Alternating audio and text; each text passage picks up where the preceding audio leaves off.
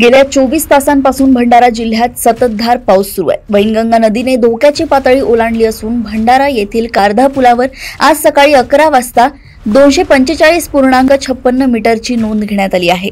धोक्याचा पातळी इशारा 245.50 आहे। गोसेखुर्द प्रकल्पाचे सर्व 33 गेट रात्री 1:30 वाजता सुरू करण्यात आले असून 10,000 क्युमेक पाण्याचा विसर्ग सुरू आहे। तुमसर आणि मोहाडी तालुक्यात काही घरांची अंशतः पडझड झाल्याची नोंद प्रशासनाने घेतली आहे। जिल्ह्यात कुठेही जीवितहानी झाल्याची नोंद नाही। भंडारा ते कारधा मार्गावरील वैनगंगेच्या लहान पुलावरून पाणी वाहायला लागले असल्याने हा मार्ग कालपासून बंद करण्यात आलाय। भंडारा तालुक्यातील खमारी ते माटोरा हा मार्ग बंद पडलाय। तसेच तुमसर तालुक्यातील गोंदेखारी ते टेमणी, चुल्हाड ते सुकळी नकुल, करकापूर ते रेंगेपार, करकापूर ते पांजरा, तामसवाडी ते सीतेपार, सिलेगाव ते वाहनी, सुकळी ते रोहा, तामसवाडी ते येरली हे 8 मार्ग बंद झाले आहेत।